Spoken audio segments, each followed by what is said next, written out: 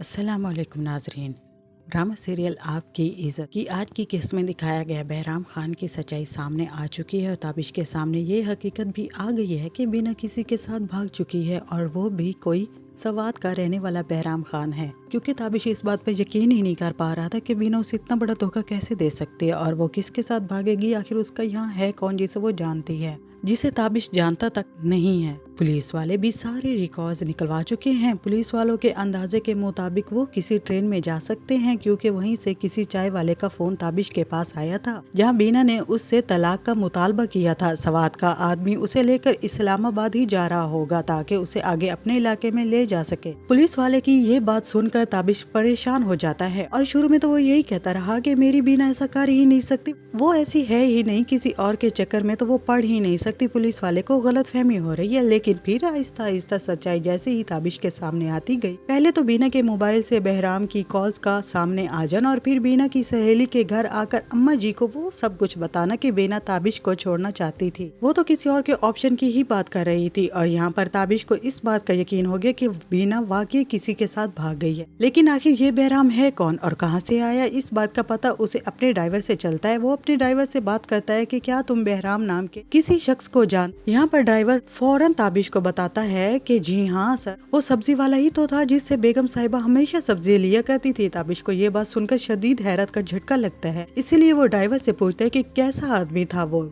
और ड्राइवर उसे यहाँ पर बताता है कि वो बड़ा ही 2 नंबर आदमी था। मैंने बाजी को बहुत मर्तबा मना किया था कि इस सब्जी वाले के पास ना जाया करें, ये तो बहुत ही ज्यादा महंगी सब्जी देते हैं, लेकिन बाजी को तो हर बार सिर्फ उसी की बात पर एतबार आता था। ये बात सुनकर ताबिश फौरन गाड़ी रुकवाता है और गाड़ी से उतर जाता है और वो लंबे लंबे सांस लेता है। उसे कुछ समझ नहीं आ रहा कि बीना उसके साथ ऐसा कैसे कर सकती है। वो तो किसी को मुंह दिखाने के लायक ही नहीं रहा। जैसे ही वो घर आते तो माँ जी उससे सवाल करती है कि बीना कहाँ है, तुम्हें कुछ पता चला उसका। जिस पर ताबिश बहुत ज्यादा गुस्से से अपनी माँ को जवाब देता है कि किसी के साथ भाग गई है, वो आपकी बहू, उसका फोन आया था और तलाक का मुतालबा कर रही थी। मेरी तो सारी की सारी इज्जत खाक में मिला कर रख दी है इस बीना ने और अब मैं उसे छोड़ूंगा नहीं। माँ जी, इज्जत की खातिर तो लोगों ने जंगे लड़ी हैं और यहाँ पर तो माँ जी को यकीन ही नहीं आता कि बीना ऐसा कैसे कर सकती है। वो अपने बेटे से ये भी नहीं कह सकती कि तुम्हें क्या जरूरत है नाज के पीछे अपना बसा बसाया घर बर्बाद करने की। बीना कभी भी इस तरह से घर छोड़कर ना जाती कि तुम ऐसा ना करते, लेकिन बेटे की नाराजगी मोल ही नहीं ले सकती, इसलिए चुप कर बैठी रहेंगी। लेकिन यहाँ पर खानदान और माशरे की इज्जत का सवाल है। इन्हें समझ नहीं आ रहा कि दुनिया को वो क्या मुंह दिखाएंगी और बेटियों के ससुराल वालों का सामना कैसे करेंगी। इस उम्र में बहू घर छोड़कर कैसे और किसके साथ भाग गई है। और वहीं चौधरी साहब भी ताबिश के हर मामले में उसके शाना बशाना साथ ही खड़े रहेंगे और वहीं नाज भी अपना सारा का सारा गुस्सा निकालने के लिए सोशल मीडिया और डिजिटल मीडिया पर ताबिश के खिलाफ प्रोपोगेंडा तैयार कर लिया है, जहां पर चैनल पर ताबिश की बीवी के भाग जाने की खबर चल रही है। कुछ एंकर भी ताबिश से मिलना चाहते हैं और इसी सिलसिले में ताबिश झुंझलाकर चौधरी साहब से यही कहेगा कि एक तो ये चैनल वाले पीछे पड़ गए हैं, सवाल पर सवाल किए चले जा रहे हैं बीना के बारे में। अब मैं इन लोगों को क्या बताऊं कि मेरा तो सारा का सारा पैसा ले गई है और मुझे अपनी इज्जत बचानी है चौधरी साहब। और यहाँ पर चौधरी साहब भी सर हिलाते हैं कि इज्जत तो बचाना बहुत जरूरी है ताबिश साहब, वरना इलेक्शन जीतना तो दूर की बात, लोग तो तुम्हारा मजाक उड़ाएंगे कि अपने घर वाली संभाल नहीं सके और चले हैं वजारत को संभालने। आखिर क्या ये खाक संभाल सकेगी वजारत को। और इसी के साथ दूसरी तरफ बीना भी बहराम के पास पहुंच चुकी है और बहराम को समझ नहीं आ रहा कि वो बीना को लेकर कहाँ जाए। बहरहाल वो यहाँ पर अपने एक दोस्त को बुलाता है, उससे मशवरा लेता है कि जहाँ इसका दोस्त इसे मशवरा देता है कि पुलिस इस औरत को तलाश कर रहे हैं, मेरा तो ये मशवरा है कि इसे लेकर अपने गांव चले जाओ, वहां पर पुलिस तुम्हें ढूंढ नहीं पाएगी, क्योंकि उन्हें यकीन ही नहीं होगा कि वो तुम्हारे साथ यहाँ पर जा सकती है। जबकि बीना भी बहराम को ये बात बता देगी कि मैं तो अपने शौहर से बदला लेने की खातिर ये सब कुछ करना चाहती हूँ, ताकि उन्हें भी पता चले कि मैं तुम्हारे साथ यानी एक सब्जी फरोश के साथ भाग गई हूँ। बहराम यहाँ पर कहेगा कि आपको मुझ पर इतना एतबार कैसे है मैडम जी। बीना यही कहेगी कि मैं तुम्हें एक अरसे से जानती हूँ और उम्मीद करती हूँ कि तुम मेरी मजबूरी का कोई भी फायदा नहीं उठाओगे। बीना की बातें सुनकर बहराम परेशान हो जाएगा और बीना से यही कहेगा कि आपके शौहर तो बहुत बड़ी आसामी हैं बीना जी,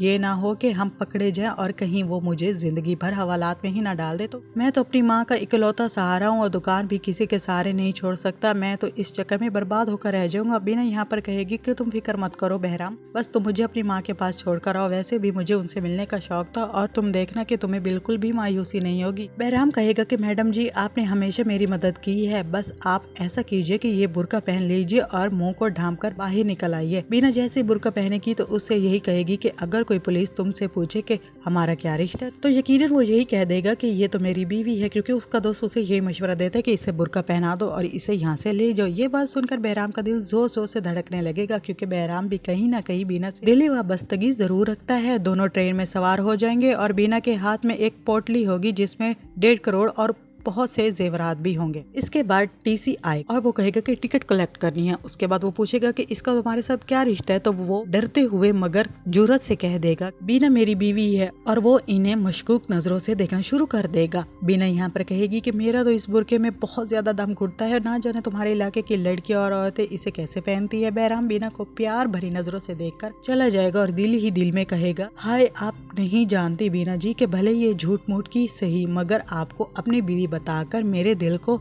कितना सुकून मिला है ये मैं बता ही नहीं सकता। बीना सीट के ऊपर पोटली रखकर बहराम के साथ ट्रेन के दरवाजे पर आकर खड़ी हो जाएगी और कुछ न कुछ याद करने लगेगी। इसके बाद बहराम उससे कुछ ऐसी बातें करेगा जिससे बीना की तबीयत फिर से खराब होना शुरू हो जाएगी और वो थोड़ा थोड़ा पीछे हटता जाएगा और इधर से पुलिस भी उन्हें ढूंढते हुए आ जाएगी। वो कोई गोली चलाएंगे जिस पर बीना बहुत ज्यादा बेहोश हो जाएगी और बहराम भी वहीं पर गिर जाएगा। बहराम बीना को होश में लाने की कोशिश करेगा, मगर डीसी बहराम को वहीं मारना पीटना शुरू कर देंगे। बहराम और बीना को स्टेशन के करीब वाले थाने में बंद करवा दिया जाएगा और वहीं पर पुलिस भी उन्हें पकड़ ही लेगी। जहां ताबिश बीना के घर से चोरी करने और बहुत सारा सामान घर से लूट जाने की शिकायत दर्ज करवाने पुलिस स्टेशन गया होगा। एसएचओ वहां पर ताबिश को बुलाएगा और ताबिश से यही कहेगा कि आप मिस्टर ताबिश बात कर रहे हैं, आपकी बीवी जिसका नाम बीना है एक पठान लड़के के साथ ट्रेन में पकड़ी गई है। ताबिश यहाँ पर कहेगा कि मेरी ही बीवी है इंस्पेक्टर साहब, मैं अभी आपके पास आता हूँ, आप प्लीज उसे कुछ मत कहिएगा, वो लड़का मेरी मासूम बीवी को बहला फुसलाकर अपने साथ भगा ले गया। इधर सबको पता चल जाएगा कि बीना इस सब्जी फरोश के साथ भाग चुकी है और वहीं पुलिस वाले भी ताबिश के कहने पर बहराम की खूब पिटाई करेंगे।